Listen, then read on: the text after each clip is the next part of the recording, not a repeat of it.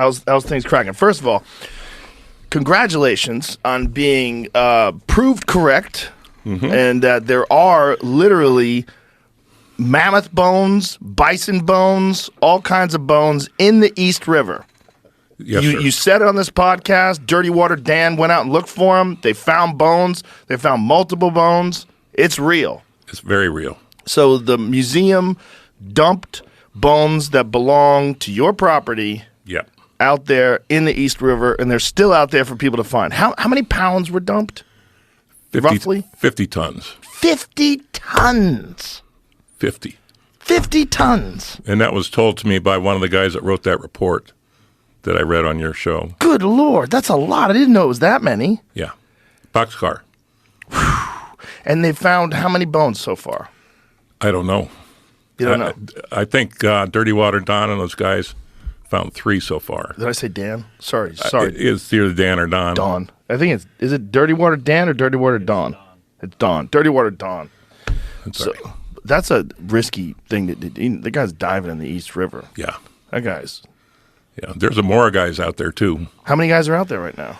Don't know how many, but I know there's others out there that are making finds. So are they using spotlights? Like, how are they seeing things at the bottom of the East River? One is a research vessel. A research vessel. Yeah. And, Whoa.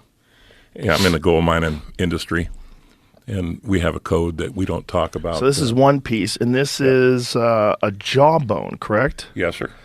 Of a steppe bison. I believe so. I have never seen it. But I know that was one of the first things he found. He found some mammoth ivory. Yeah, and he found another bone, right? Yes, sir. Some like a Looks like a leg bone yeah. right there. Yeah. So this is his Instagram is Dirty Water Dawn on Instagram, and that's another bone that they found right there. Yes, sir. And so they know roughly the location, and it's kind of amazing that this stuff was dumped in, was it the 30s? When was this dumped?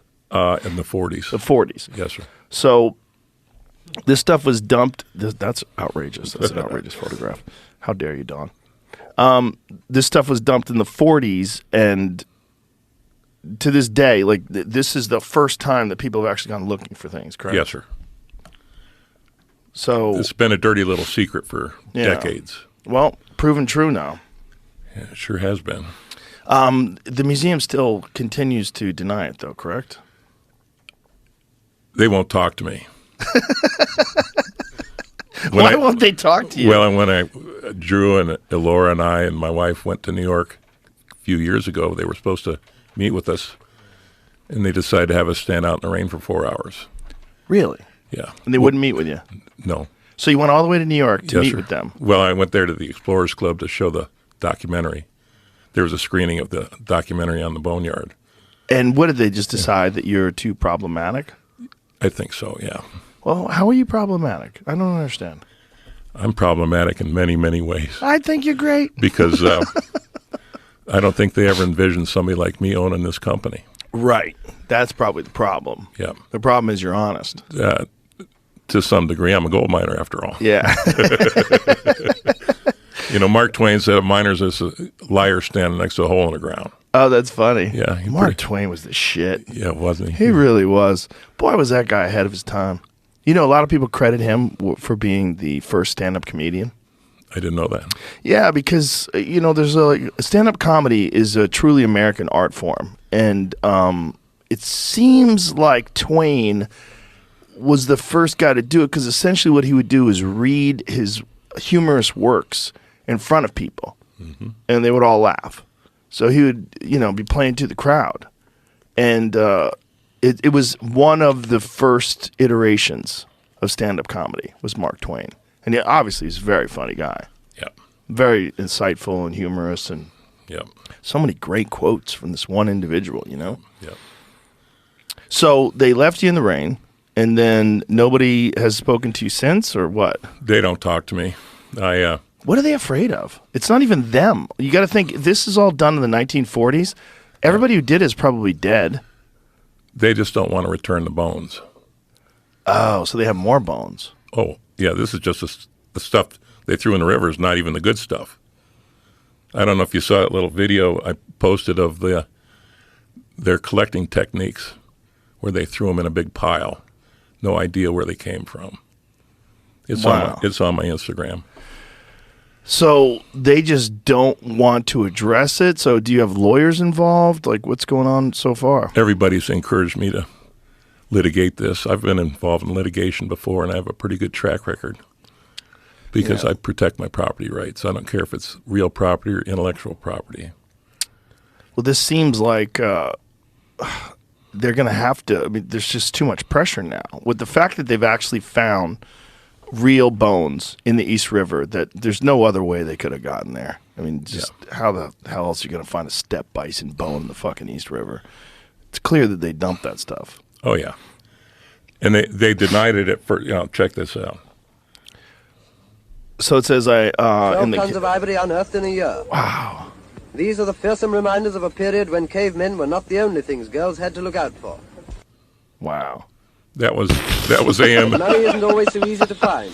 Gold miners in Alaska loosening up the frozen earth found not gold but the treasures of past ages.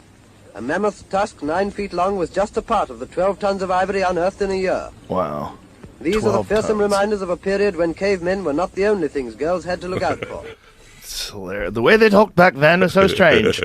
What a weird way to talk. Like, why'd they all choose to talk like that? I don't know. Very weird. It's like when they first heard themselves recorded, I would like to sound a little more fancy. Anyways, that's their collecting techniques, and they sent everything. They weren't supposed to take all that stuff. They were only supposed to take bones of scientific value, and they were supposed to research every one they took, and they were supposed to, under the agreement I had with them, or my company, do a report annually on everything they took. And it was a tripartite agreement with the University of Alaska, AM&H, and my company, Fairbanks Exploration. And they didn't do any of it.